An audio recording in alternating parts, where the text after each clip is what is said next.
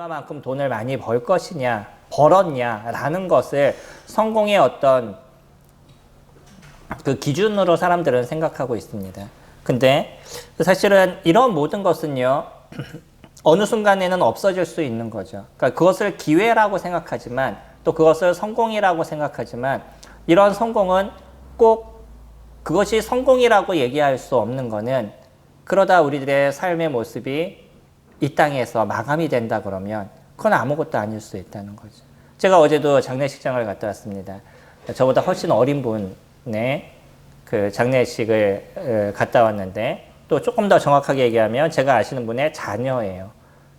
자녀분의 그 장례식을 이렇게 다녀왔는데 소식을 들으면서부터 계속 마음이 우울하더라고요. 마음 가운데 그 계속 우울함이 저를 이렇게 지배하고 있는 것을 이렇게 느끼게 됐어요. 삶이라는 게, 누군가 얘기하는 것처럼 올 때는 순서가 있어도 갈 때는 순서가 없다고 어떤 누군가는 좀 일찍 죽음을 당하는 경우도 있고 어떤 분은 또 오래 사는 경우도 있어서 결국, 우리가 돈이 많다, 돈이 적다, 이것이 성공의 어떤 잣대도 아니고요. 그리고 또 어떤 면에선 우리가 오래 살았다, 아니면 짧게 살았다. 이것도 어떤 성공의 잣대라고 우리가 얘기할 수 없는 거죠. 그렇다고 그러면 우리에게 있어서 진정한 성공은 무엇인가? 이런 부분에 있어서 많은 사람들이 조금 더 생각하고 고민할 필요가 있다라고 생각이 됩니다. 결국 우리가 오늘 하루를 살아가는 것이 의미 있는 인생을 살아가는 사람이라고 그러면 나름대로 이 땅에서 살아갈 때 그 사람은 조금 더 나은 인생을 살아갔다라고 보여지는 거죠. 어떤 사람은 미래를 위해서 인생을 살아갑니다. 미래 좋은 집을 갖기를 원하고 미래 또 그 조금 더 평안하기를 원하고 그때 가서 조금 더 취미를 누리기를 원하고 그렇게 미래를 위해서 하루하루를 살아가요. 근데 문제는 뭐냐면 오늘 하루는 너무나 힘든 거예요. 오늘 하루를 견디는 데 있어서 그 하나에 견딜 수 있는 힘은 무엇이냐면 그냥 미래에 그런 거 좋은 걸 얻기 위한. 그러니까 이분의 삶은 행복한 건가요? 어려운 건가요? 고통스러운 겁니다. 나는 오늘 힘들어 죽겠는데 그래 미래는 뭐 이런 게 있을 거니까 그냥 위안을 삼는 거지만 막상 오늘 하루는 버텨가는 거예요. 인생이 버티는 걸까요? 즐기는 걸까요? 예, 인생을 즐기셔야 됩니다. 내가 갖고 있는 오늘 하루를 즐기셔야 되는 거예요. 이것이 인생을 살아가는 사람들의 모습이어야 되는 거고 그래서 어떤 사람은 과거에 매여서 인생을 살기 때문에 과거에 내가 이렇게 잘했었었는데 과거에 나는 이랬었었는데 과거에 만약에 내가 그것을 했었으면 오늘이 이러지 않았었을 텐데 끊임없는 후회로 인생을 살아가죠. 그래서 오늘 하루를 살 때 아유 예전에 이랬었으면 예전에 그것에 땅을 샀었으면 예전에 내가 건강을 조금 더 지켰으면 끊임없이 예전을 하면서 인생을 살아가요. 그러니까 오늘을 살아가는 거예요? 과거를 살아가는 거예요? 그분은 과거를 살아가고 있는 겁니다. 오늘을 살아가지를 못해요. 우리에게 중요한 것은 오늘 이 시간입니다. 오늘 이 시간에 우리가 살아가는 것이고 저에게 주어진 이 시간에 우리는 기회를 얻고 있는 거예요. 오늘 제목을 내게 주어진 기회라고 이렇게 말씀을 드렸습니다. 오늘은 이 기회에 대한 부분을 같이 생각해 볼 거예요. 근데 이 기회라는 게 언젠간 올 거야. 그래 인생에서 3번은 온다라고 얘기했으니까 그래 언젠가는 그 기회가 올 텐데 그 기회를 잡아야지 라고 생각하는 것도 뭐 좋을 수도 있습니다. 근데 더 중요한 건요. 오늘 이 시간 주님께서 오늘 이 시간 우리에게 기회가 주어지고 있다는 거예요. 오늘 주어지는 이 기회가 나에게 있어서 어떤 기회인지에 대해서 한번 생각해 보시고 그것을 붙잡을 수 있는 그러한 마음이 되신다고 그러면 어떤 것보다도 가장 소중한 것을 얻으실 수 있는 시간이 되리라 이렇게 생각이 됩니다. 오늘 사회에 보신 형제님께서 같이 저희가 본문을 읽어주셔서 저희가 본문에 대해서 어느 정도 흐름을 갖고 계시리라 생각이 됩니다. 예수님은요 예루살렘에서부터 갈릴리라는 곳으로 올라가기를 원했어요. 그러니까 이스라엘이라는 나라를 저희들이 좀 이해할 필요가 있는데 이스라엘이라는 나라는 단순하게 주로 얘기한다고 우리나라 뭐 여기 성남으로 얘기한다면 구가 되겠죠. 분당구, 중원구, 그리고 수정구 이렇게 나눠 있듯이 여기에도 구로 얘기한다면 3개의 구로 되어 있습니다. 조금 더 정확하게 얘기하면 미국처럼 주라고 얘기하는 것이 더 맞을 수도 있겠죠. 그래서 밑에는 유대라는 데가 있고 중간에 사마리아, 그 위에는 갈릴리가 있어요. 이렇게 세 군데 이렇게 분리가 되어져 있는데 유대에서부터 이제 갈릴리까지 올라가는 거죠. 그런 여정 가운데 있습니다. 그럼 당연히 어디를 걸치셔야 되겠어요? 사마리아를 걸치셔야 되겠죠. 그래서 사마리아를 통과해서 갈릴리로 올라가야 되는데 이스라엘 사람들은요, 조금 독특한 문화를 갖고 있어요. 그들은 한번 나라에 멸망을 당했었습니다. 나라가 멸망을 하다 보니까 그 나라에서 살고 있었던 유대인들이 다른 데로 이주를 해야 됐던 거예요. 그것이 BC 586년에 바벨론에 의해서 완전한 멸망을 당하게 되고요. 그리고 이스라엘 백성들이 바벨론으로 잡혀가서 70년이라는 시간을 거기서 살았습니다. 70년이에요. 어떻게 됐을까요?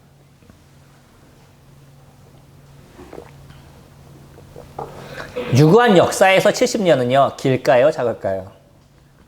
별로 길게 느껴지지 않죠. 어떤 면에서는요. 근데 실질적으로 저희가 70년을 한번 생각해 보셔요. 한국에서의 70년.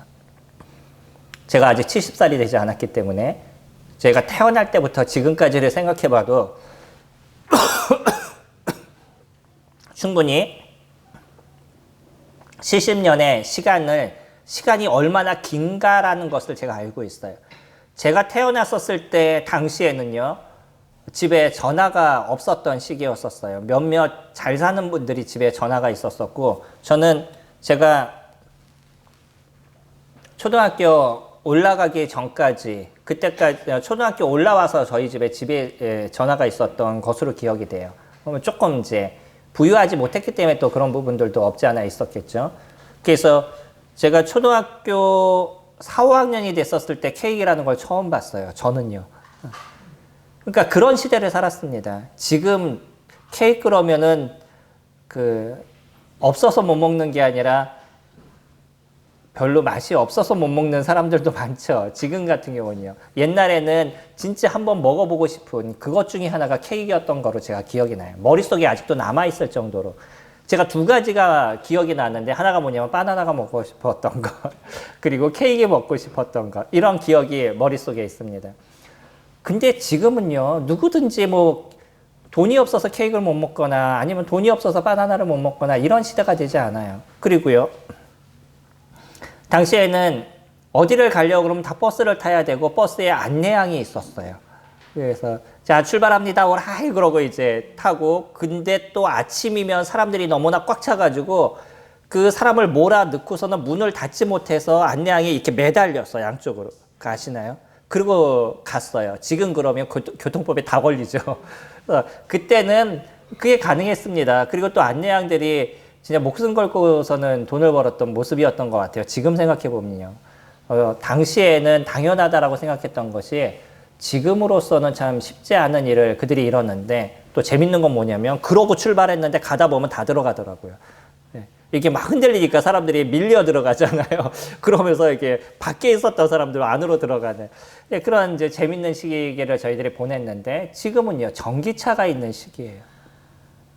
예전에는 집에 핸드폰이 아니죠. 집에 전화가 없었던 시기였는데 지금도 집에 전화가 없는 시기죠. 네.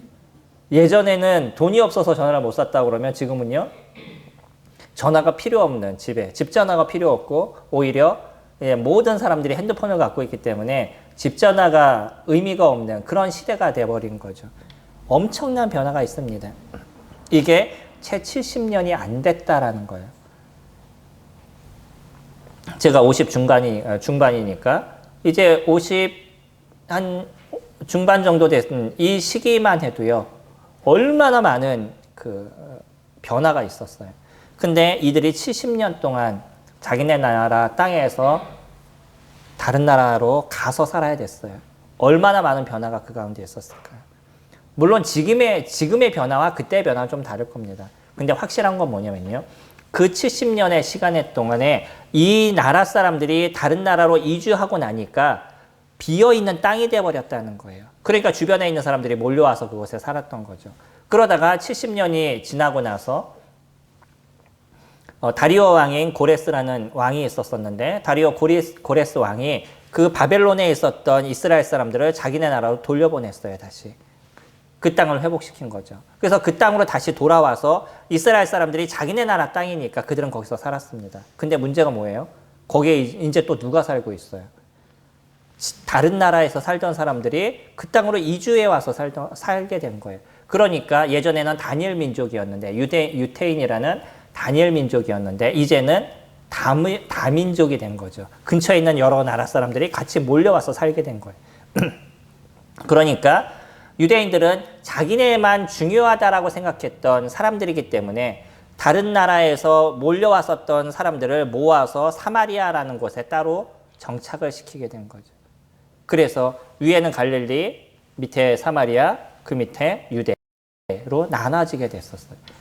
그러니까 이스라엘 사람들은요, 하나님께서 우리만 소중하게 여긴다라고 생각하는 사람들이기 때문에 중간에 몰려와서 살기 위해서 사마리아에 몰아놓은 이 사람들은 자기네가 생각할 땐 자기네 민족으로 인정을 하지 않는 거예요.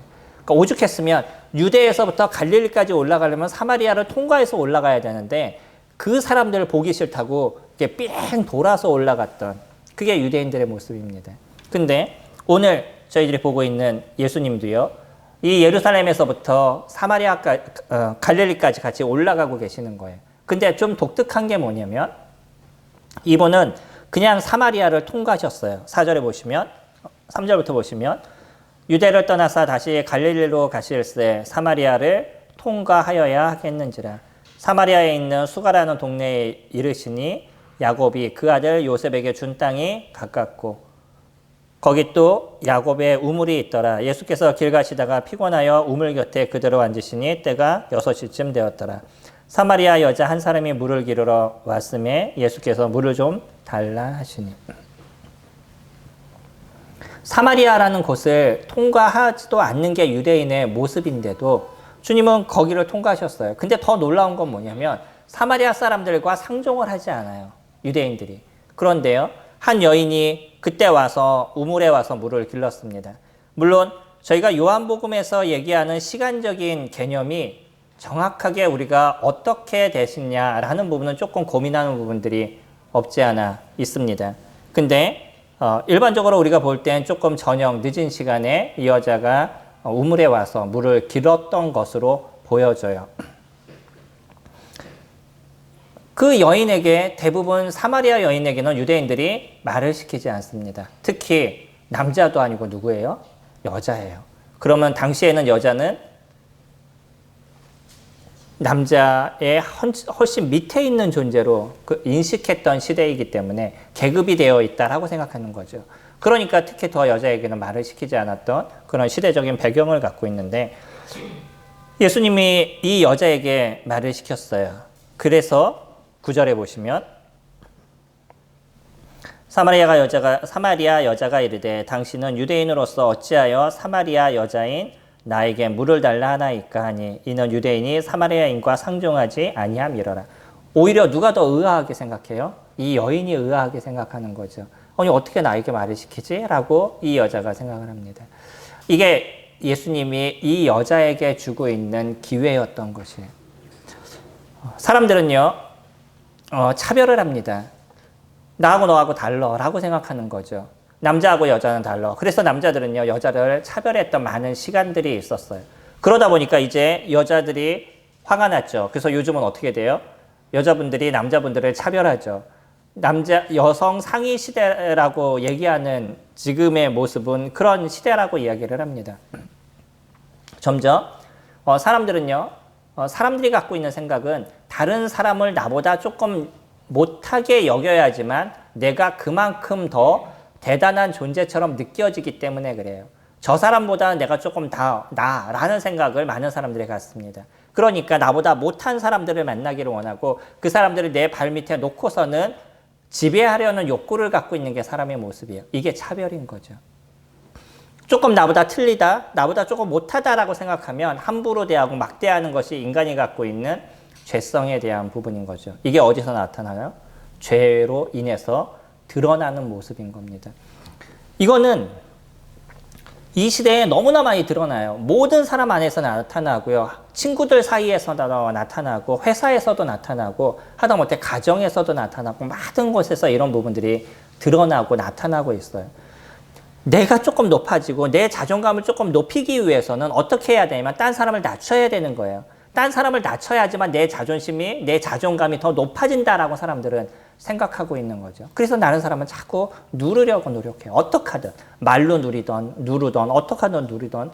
그래서 저 사람보다 내가 낫다는 걸 자꾸 증명해 나가려고 노력하는 것이 인간이 살아가는 삶의 모습인 거죠. 이게 차별인 거예요. 하다못해 사람들은요, 무엇을 갖고도 차별하냐면 사람의 얼굴 색깔 갖고도 차별을 하죠.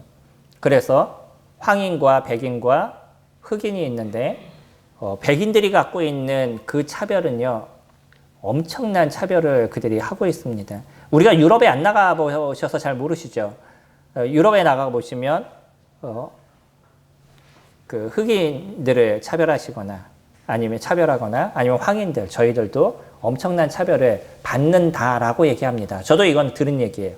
그리고 계속 요즘 시대에는 더 심각해지고 있어서 우리나라 사람들이 혼자 몇 시 이상이 되면 바깥에 나가지 않는 모습이 있다라고 얘기를 해요. 아무도 모르게 갑자기 지나가던 사람이 때리고 막 도망가고 뭐 이런 문제들이 비일비재하게 일어나고 있어서 우리나라 사람들도 지금 계속 조심하고 있다라고 유튜브에서 계속 보고 있습니다. 이게 코로나의 영향이라고 얘기를 하죠. 코로나가 뭐 중국에서부터 시작됐는데 너희들 때문에 이런 문제가 생긴 거야 라고 얘기해서 뭐 보이는 사람들을 다 중국 사람들이라고 생각해서 뭐 때리는 뭐 이런 문제가 있다라고 얘기합니다. 백인들은요, 단지 그 하나를 갖고 있어요. 자기네들의 어떤 우월함. 그래서 이 백인들이 대륙을 정복하기 시작했잖아요. 지금은 이 사람들도 얘기할 때 어떻게 다른 나라를 점령해 나가냐고, 어떻게 뭐 이런 식민지를 만드냐고 이런 소리 하지만 사실은 옛날에는 그 일을 누가 다 했던 거예요. 그 백인들이 다 했던 거잖아요. 그래서 아시아 사람들 아니면 아프리카 사람들, 이 모든 사람들이 다 식민지 안에서 살았었어요. 하나 좋은 건 있었죠. 그것 때문에 영어가 많은 곳에 퍼졌다는 것. 언어가 단일화될 수 있는 하나의 모습이 될 수 있었다는 건 있지만 이 백인들이 갖고 있는 백일 우월 사상으로 인해서 얼마나 많은 사람이 고통을 당하고 아픔을 당하고 있는지 단지 하나예요. 뭐? 나는 하얗고 너는 까맣고 나는 하얗고 너는 황색이고 이 하나로 인해서 사람들을 차별하고 있다는 거예요. 왜 차별하느냐? 이유가 없어요. 그냥 나는 너보다 나은 존재야 라는 그 하나인 겁니다. 누군가 그런 얘기를 합니다. 지금의 백인 사람들이 흑인이나 황인 사람들보다 배움이 더 낮대요. 안 좋대요. 그런 거 아시나요? 백인들보다 오히려 황인이나 흑인들이 더 머리가 좋습니다. 공부를 더 많이 해요. 요즘은. 왜 그럴까요? 백인들은 자기네 우월 사상을 갖고 그것만 갖고 살았어요. 그러다 보니까 배움이나 이런 것에 대해서 등한시 여겼고요. 그리고 흑인이나 황인이나 이런 사람들은 그들을 이길 수 있는 것이 무엇이겠어요? 그게 교육이고 지식인 거죠. 그러니까 열심히 공부했던 시기적인 그 시대적인 모습을 갖고 있어요. 지금 미국에서도 많은 부분을 주도하고 있는 사람들 속에 뭐 황인들 또 흑인들도 많이 지금 존재하고 있는 상황입니다. 단지 하나예요. 내가 너보다 낫다라는 거. 그러니까 얼마나 많은 사람들이 차별을 하고 얼마나 많은 사람들이 자기중심적인 인생을 살아가고 있는지. 사실은요, 오늘 예수님이라는 이분은요, 하늘에서 오신 하나님의 아들이시기 때문에 차별을 하려면 누가 차별을 해야 될까요? 누가 차별을 해야지 정상이죠? 예수님이 차별을 하셔야죠. 하나님이 인간을 보면서 나하고 너하고 똑같아 라고 얘기하는 게 말이 되나요? 이건 차별이 아니에요. 원래 진리인 거죠. 그러지 않으시겠어요? 하나님께서 인간을 차별하시는 건 당연한 거예요. 원래 다른 존재잖아요. 근데 그분이 나는 너하고 동등해 라고 얘기하시는 거예요. 그러면서 사마리아 여인에게 가서 동등하게 얘기를 시작하고 있어요. 사람들은 이 사마리아 여인을 차별을 했지만 주님은 그러지 않으셨다는 거예요. 이것이 우리에게 주어진 기회인 겁니다. 하나님께서 우리에게 기회를 주고 계시는 거예요. 여기에는 또 이 메시지를 듣는 모든 사람들 속에선 학력의 어떤 차이가 있어요. 그리고 나이의 차이가 있습니다. 성별의 차이도 있고요. 그리고 빈부의 차이도 있고요. 많은 차이들을 저희들이 갖고 있기 때문에 우리는 동등하다라고 얘기하는데 한계를 갖고 있는지도 모르겠습니다. 그러나 이런 서로 다른 모습을 갖고 있음에도 불구하고 하나님께서는 우리에게 동일한 기회를 주고 계신다는 거예요. 동일한 것으로서 하나님을 알 수 있는, 이 영원한 생명을 얻을 수 있는 기회를 하나님께서는 저희들에게 주시고 있다는 거죠. 이것이 기회인 겁니다. 우리가 고민해야 될 건 그런 것이에요. 내가 지금까지 알고 있었던 지식, 내가 지금까지 해왔던 어떤 종교적인 행위, 뭐 그런 것이 내 중심이라고 그러면 바꾸셔야 된다는 거예요. 그것이 나는 잘하고 있어 라고 얘기하는 그런 생각들을 갖고 있다 그러면 조금 바꿀 필요가 있습니다. 그것이 성경적이냐, 그것이 온전한 거냐. 나는 잘해 라고 생각하니까 다른 사람의 얘기를 듣지 않으려는 거예요. 유대인들은 그런 것입니다. 유대인들은요, 그 많은 은혜를 받은 민족임에도 불구하고 오히려 유대라는 그 땅에, 이스라엘이라는 그 땅에 구세주이신 예수 그리스도 그분이 오셨음에도 불구하고 유대인들 중에는 예수님을 믿는 사람이, 영원한 생명을 얻는 사람이 극소수에 불과한 거예요. 왜 그러죠? 우리는 잘하고 있어. 우리는 여전히 하나님을 잘 섬기고 있어. 라고 자기네 스스로가 자부심을 갖고 있고, 그래서 다른 사람이 하는 얘기는 나 듣지 않을 거야 라고 생각하기 때문에 나타난 모습인 거예요. 어릴 때부터 교회를 다녔나요? 좋습니다. 성경을 많이 보셨나요? 좋습니다. 나는 남들보다 종교 생활을 잘 하셨나요? 그래서 남들보다 열심히 교회를 섬기셨나요? 좋습니다. 다 좋은데 진짜 중요한 건 무엇이냐면 내가 예수 그리스도 그분에 대한 진정한 믿음을 갖고 있느냐는 거예요. 주님은 저희들에게 그런 기회를 자꾸 주고 계시는 거죠. 네가 성경을 봤느냐? 성경에 따라서 나를 믿느냐? 라고 주님께서 얘기하시는 거죠. 어디에서 얘기하는 것처럼 그래 난 죄가 없으니까 뭐 하나님 나라에 갈 수 있다라고 스스로 자부심을 갖는다 그러면 그것이 성경적이냐 찾아보셔야 된다는 거예요. 성경에서 그냥 내가 죄가 없으면 영원한 생명을 얻었다라고 얘기하는 구절을 내가 찾을 수 있다 그러면 괜찮으실 거예요. 근데 성경이 그렇게 얘기하고 계시냐? 제가 아는 선에서 성경은 그런 얘기를 하고 있지 않습니다. 우리 죄를 사해 주셨다라고 얘기하지 내가 죄가 없는 걸 믿으면 영원한 생명을 얻었다라고 얘기하는 구절은 한 구절도 나오지를 않아요. 근데 어떤 잘못된 곳에서는요, 성경을 자꾸 그렇게 얘기를 해주고 있어요. 그러니까 내가 죄가 없으니까 천국에 간다라는 논리를 자꾸 갖고 있어요. 죄가 없어서 천국에 갈 수 있는 것이 아닌 겁니다. 성경은 그렇게 얘기하지 않아요. 우리의 생각은요, 그냥 내가 이만큼은 알아. 그래서 난 잘 알고 있으니까 네 얘기를 듣지 않을 거야 라고 생각하는 이 차별적인 생각을 버려야 될 거예요. 그리고 나서 있는 그대로 하나님께서 나에게 기회를 주시는, 하나님께서 나에게 얘기하시는 그 얘기가 무엇인지에 대해서 살펴보고 생각하고 고민하셔야 됩니다. 그 중심은 무엇이라고요? 하나님의 말씀이시라는 거예요. 예수 그리스도 그분의 얘기를 들었던 사마리아 여인은요, 여기서의 변화의 모습을 가져가게 돼요. 그도 여전히 차별을 받았기 때문에 차별을 받은 사람은 또 뭐가 있냐면 자기 나름대로의 논리를 자꾸 가지려고 노력해요. 내가 차별을 받으니까 다른 사람을 또 차별하려는 마음을 사람들은 갖고 있는 거죠. 이 사마리아 여인도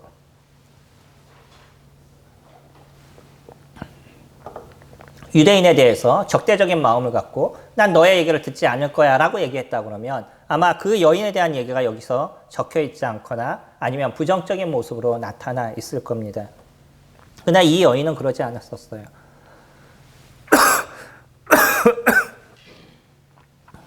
이 사마리아 여인은 자기에게 주어진 이 기회를 아주 잘 사용했던 여인으로서 저희들에게 보여지고 있습니다.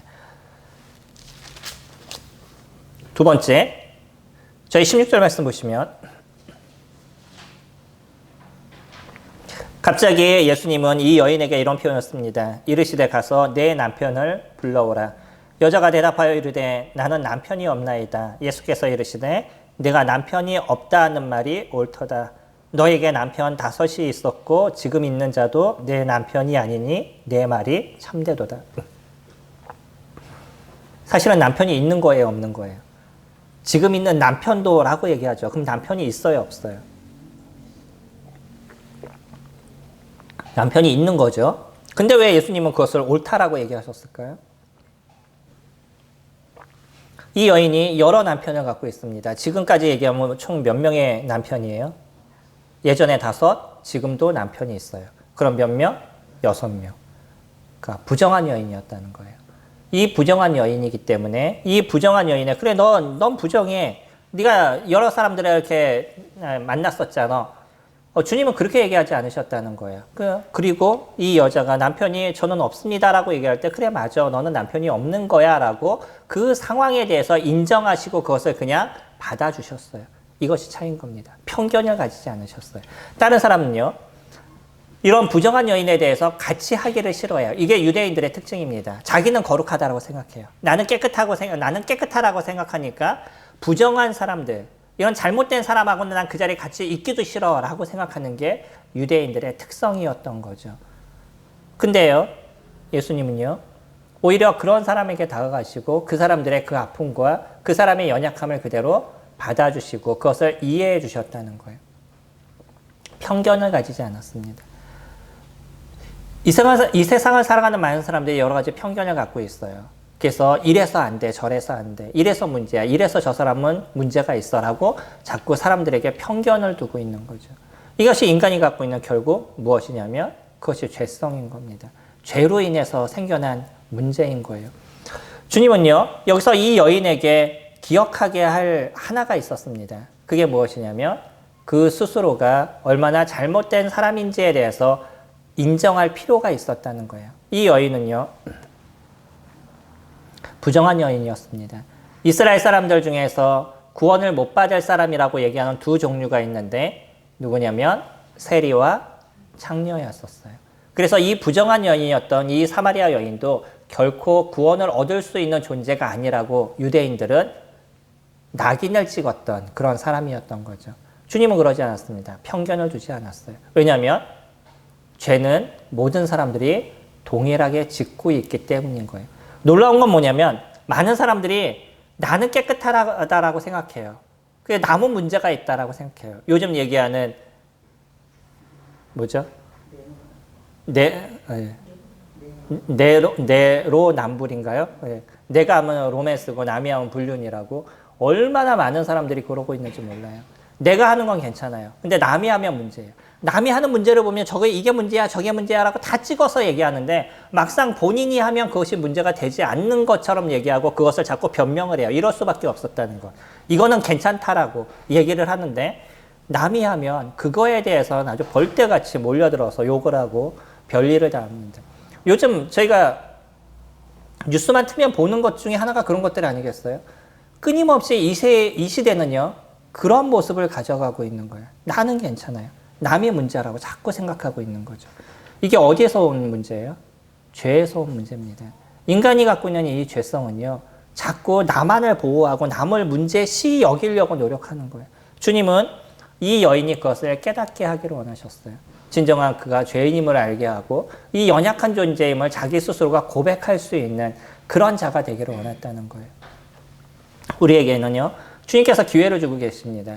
어떠한 편견도 갖고 있잖아. 네가 살인자이기 때문에 나는 너를 만나지 않을 거야. 아니면 네가 거짓말을 너무나 많이 하기 때문에 나는 너를 만나지 않을 거야. 아니면 너는 사기꾼이기 때문에 나는 너를 만나지 않을 거야. 주님은 그러지 않으신다는 거예요. 동일하게 모든 사람들에게 편견 없이 너희들은 죄인이기 때문에 다 동등해 라고 편견 없이 저희들에게 다가오고 계시는 거예요. 그리고요, 다만 그의 마음을 열어서 내가 누구인지를 너희들이 좀 알았으면 좋겠어 라고 얘기하시는 거죠. 주님은 그렇게 얘기하셨습니다. 14절에 보시면 13절에 보시면 예수께서 대답하여 이르시되 이 물을 마시는 자는 다시 목마르려니와 내가 주는 물을 마시는 자는 영원히 목마르지 아니하리니 내가 주는 물은 그 속에서 영생하도록 솟아나는 샘물이 되리라. 단지 물을 갖고 얘기했습니다. 이스라엘 사람들에게 있어서 가장 소중한 것이 물이었던 거죠. 여기는 중동 국가입니다. 그렇기 때문에 물이 너무나 소중한 나라인 거예요. 생명과도 같은 거죠. 그러니까 물이 풍성하면 그들은 잘 살아갈 수 있었고요. 물이 없으면 죽을 수밖에 없었던 그런 나라의 모습을 갖고 있는 거죠. 그러니까 물이라는 자체가 어떤 건지 이들은 잘 인식하고 있어요. 우물이 있으면 우물에서 물을 퍼야지만 그들은 먹고 살아갈 수가 있는데 근데 이곳에 물을 풀지 않아도 영원히 목마르지 않는 것을 주시겠대요. 주님은 여기서 단지 먹는 물을 얘기하고 있지 않습니다. 무엇을 얘기하냐면 영원한 생명을 얘기하고 있어요. 어차피 인간은 물을 끊임없이 마셔도요, 나이가 들면 죽게 되어 있고 사고가 나면 죽을 수 있는, 그게 인간이 갖고 있는 연약한 육체의 몸인 거죠. 그러나 우리가 갖고 있는 이 영혼은 영원히 죽지 않는 모습을 저희들이 갖고 있어서 이 영혼이 하나님과 함께 살아갈 수 있는 것, 그것을 영생이란 표현으로서 성경은 이야기를 하고 있습니다. 우리의 영혼이 사람들이 일반적으로 얘기하는 것처럼 천국에 갈 수 있는 것, 하나님과 함께 살아가는 인생을 살아갈 수 있는 그 자체를 영생이라고 얘기하고 있어요. 그래서 이 예수님은 이 여인에게 무엇을 얘기하고 있냐면 난 너에게 영생을 줄 수 있어 라고 얘기하는 거예요. 아마 이 사마리아 여인에게 난 너에게 그냥 물을 많이 줄 수 있어 라고 얘기해도 사마리아 여인은 상당히 감사가 됐을 겁니다. 사마리아 여인에게 난 너에게 좋은 땅을 줄 수 있어 라고 얘기했어도 감사가 됐을 거예요. 그러나 그 모든 것은요, 한순간 이 땅에서 누릴 수 있는 거지만 영원한 것은 되지 않고 있다는 거예요. 근데 예수님은 그에게 무엇을 주시겠다고요? 영원한 생명을 주시겠다라고 얘기하고 있어요. 이것이 저희들에게도 지금 동일하게 얘기하고 계시는 거예요. 난 너희들에게 영원한 생명을 줄 것이야. 내가 이 땅에서 건강한 거 중요해. 네가 이 땅에서 살아가는데 돈도 중요해. 그리고 네가 이 땅에 살아가는 데 있어서 명예도 중요해. 그러나 그 모든 것은 한순간에 필요한 것이지 영원한 것이 아니야. 그거보다 내가 너에게 진짜 주고 싶은 것, 너에게 진짜 필요한 것은 뭐냐면 그것은 영원한 생명이야 라고 주님은 저희들에게 얘기하고 계시는 거예요. 그러면서 저희들에게요, 기회를 주시겠다는 거예요. 우리가 영원한 생명을 얻을 수 있는 그런 기회. 사람들은 자꾸 이 땅을 보면서만 인생을 살아가요. 그리고 조금 더 즐겁게 살아갔으면, 조금 더 내가 편안하게 살아갔었으면, 조금 더 많은 사람을 만나고 즐겼으면, 그냥 그 정도에 갖고 인생을 살아가면서 그 자체가 평생 살아가는 가장 소중한 것처럼 생각하고 인생을 살아갑니다. 그런가요? 언젠가 인생은 다 죽음을 당하게 되어 있다는 거예요. 언젠간 이 상에서의 목숨은 다 끊어지는 게 인간이 갖고 있는 모습인 거죠. 한 번 죽는 것은 사람에게 정한 것이라고 얘기하는 것처럼 이거는 진리인 거죠. 어떤 누구도 이것이 진리가 아니다라고 얘기하는 사람은 없어요. 죽음은요, 제가 예언할 수 있는 그 하나, 모든 사람은 죽는다라고, 이거는 변하지 않는 진리가 되기 때문에 제가 예언을 할 수 있는 거죠. 모든 사람은 죽습니다. 그러니까 인간이 갖고 있는 이 한계인 거예요. 근데 예수님은요, 그 한계를 뛰어넘을 수 있는 것을 저희들에게 주시겠다는 거예요. 그리고 그거는 어떤 것과도 바꿀 수 없는 가장 소중하고 귀한 것임을 얘기하시죠. 그러면 그 영원한 생명을 어떻게 주실 수 있느냐? 21절에 이 여인이 예수님께서 자신의 삶을 알고 계시는 걸 보니까 이건 일반적인 분이 아니라는 생각이 들었어요. 그래서 당신은 선지자인 것 같습니다 라고 얘기했어요. 그때 예수님이 뭐라고 얘기하시냐면, 예수께서 이르시되 21절에 20절부터 보시면, 우리 조상들은 이 산에서 예배하였는데 당신들의 말은 예배할 곳이 예루살렘에 있다 하더이다. 예수께서 이르시되 여자여 내 말을 믿으라. 이 산에서도 말고 예루살렘에서도 말고 너희가 아버지께 예배할 때가 이르리라. 너희는 알지 못하는 것을 예배하고 우리는 아는 것을 예배하노니 이는 구원이 유대인에게서 남이라. 아버지께 참되게 예배하는 자들은 영과 진리로 예배할 때가 오나니 곧 이때라. 아버지께서는 자기에게 이렇게 예배하는 자들을 찾으시느니라. 하나님은 영이시니 예배하는 자가 영과 진리로 예배할지니라. 여자가 이르되 메시아 곧 그리스도라 하는 이가 오실 줄을 내가 아노니 그가 오시면 모든 것을 우리에게 알려주시리이다. 예수께서 이르시되 내게 말하는 내가 그라 하시니라. 이 여인도 알고 있었어요. 그들은요, 율법을 알고 있었기 때문에 이 땅에 메시아가 오실 것이고 그 메시아로 인해서 진정한 예배를 드리는, 진정한 영원한 삶을 살아가는 그 시대가 도래할 것에 대해서 이 여인도 알고 있었어요. 그래서 언젠간 이때가 올 거라고 우리는 들었습니다. 근데 우리 민족은 사마리아에서 그런 때가 온다라고 알고 있는데 유대인들은요, 예루살렘에서 그런 때가 온다라고 얘기를 하고 있습니다. 라고 얘기했더니 예수님께서요, 그런 장소가 중요한 것이 아니다 라고 얘기하시죠. 그리고 진정하게 너희들이 영과 진리로, 성령과 진정으로 그렇게 하나님께 예배할 그때가 올 것인데, 누구를 통해서 그것을 이룰 수 있냐면 메시아를 통해서 이룰 수 있다는 것. 그것도 여인도 알고 있었던 거죠. 그래서 여인이 그렇게 표현하잖아요. 메시아 곧 그리스도라 하는 이가 오실 줄 내가 아노니 그가 오시면 모든 것을 우리에게 알려주시라. 정확한 것을 그가 알려주실 거라고 얘기하죠. 그때 예수님께서 그래 내가 메시아다라고 얘기합니다. 이 여인은요, 그 한마디를 통해서 이 예수 그리스도 그분이 나에게 영원한 생명을 줄 수 있는 그분이라는 것, 이 예수 그리스도 그분이 나의 더러운 것, 나의 이 불결한 삶을 살았던 그 모든 것을 해결하시고 하나님의 나라로 이끄실 그분이라는 것을 확실하게 알게 됐다는 거예요. 그리고 그분을 마음의 구주로 영접하는 은혜를 이 사마리아 여인이 갖게 된 거죠.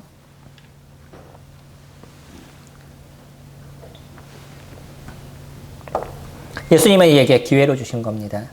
그리고 자신이 누군지에 대해서 정확하게 드러내 주셨어요.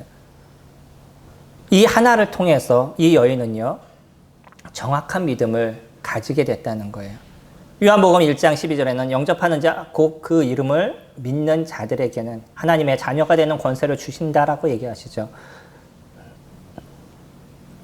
예수 그리스도 그분을 믿는 자에게 영원한 생명을 주시겠다라고 얘기해요. 이 믿음은요, 그리스도 그분과 함께 살아가는 것을 저희들이 고백하는 것이에요. 지금까지는 내가 내 생각대로 살아가고 내가 원하는 걸 살아가고 내가 생각한 성공을 붙잡고 인생을 살아갔지만 이제는 예수 그리스도 그분과 함께 살아가겠습니다라는 고백이 이루어지는 것, 그것을 믿음이다라고 얘기합니다. 아들을 믿는 자는 영생이 있고 아들을 순종하지 않는 자는 영생을 보지 못하고 도리어 하나님의 진노가 그 위에 머물러 있다라고 얘기하는 것처럼 예수 그리스도 그분의 말씀에 순종해서 그분과 같이 살아가겠습니다라고 고백하는 것, 그것을 믿음이다라고 얘기하는 것이에요. 그래서 믿음은 그냥 내가 죄가 없어졌으니까 천국에 갈 수 있고 이제는 내가 내 마음대로 살겠습니다라고 얘기하는 그것이 아니라 예수 그리스도 그분과 같이 살아가겠습니다. 이제 나는 예수 그리스도 그분에게 속한 자입니다라는 고백이 이루어져 나가는 것, 그것을 믿음이다라고 얘기한다는 거예요. 주님 저희들에게 그러한 단순한 믿음을 통해서 영원한 생명을 주시겠다라고 얘기하시죠. 그래서 에베소서 2장 8절에서는 너희가 그 은혜를 인하여 믿음으로 말미암아 구원을 얻었나니 이것이 너희에게서 난 것이 아니요 하나님의 선물이라. 행위에서 난 것이 아니니 누구든지 자랑하지 못한다라고 얘기했죠. 이것은 믿음을 통해서 일어난 것이지 행위를 통해서 일어난 것이 아니라는 거예요. 오직 그 예수 그리스도를 믿는 그 믿음 하나로 인해서 그분이 나의 구세주시고 나의 메시아이심을 받아들이는 그 하나를 통해서 우리에게 영원한 생명을 주시는 어떤 수고와 노력을 통해서가 아니라 오직 그분의 은혜를 통해서 이러한 구원의 은혜를 입을 수 있도록 도우신 것이 예수 그리스도 그분이 저희들에게 보여주신 거죠. 그러니까 저희는 자랑할 수 있는 것이 아니에요. 감사할 수 있는 거죠. 나는 이렇게 노력해서 이것을 했어요 라고 얘기할 수 있는 것이 하나도 없다는 거예요. 그냥 주님 감사합니다 라는 고백만을 이룰 수 있는 것. 이게 크리스찬들의 모습인 거죠. 나는 교회에서 이런 것도 해요. 난 저런 것도 해요 라고 자랑하는 많은 사람들의 모습은 진정한 예수 그리스도를 아는 사람들이 별로 없다는 거예요. 그분이 교회 가서 저는 주님의 은혜를 이렇게 누립니다 라고 얘기할 수 있다 그러면 우리는 그분의 중심을 조금 볼 수 있는 부분이 있을 겁니다. 교회를 종교생활로 이루는 그런 사람들의 모습이 아니라는 거예요. 우리는 교회가 주님이 주신 은혜를 누리는 거고 주님께 감사하는 곳이고 주님을 위해서 섬기는 장소가 되어져 가는데 그것이 당연하고 은혜를 보답하는 삶으로서 이루어져 나가는 모습인 거죠. 믿음은 그렇습니다. 그리스도 안에서 내가 얼마나 연약하고 나약한 존재인지를 알고 그 은혜에 감사하는 삶을 살아가는 모습이 되어져 가는 거죠. 이사야도 저희들에게 그런 표현을 씁니다. 이사야서 55장 말씀 보시면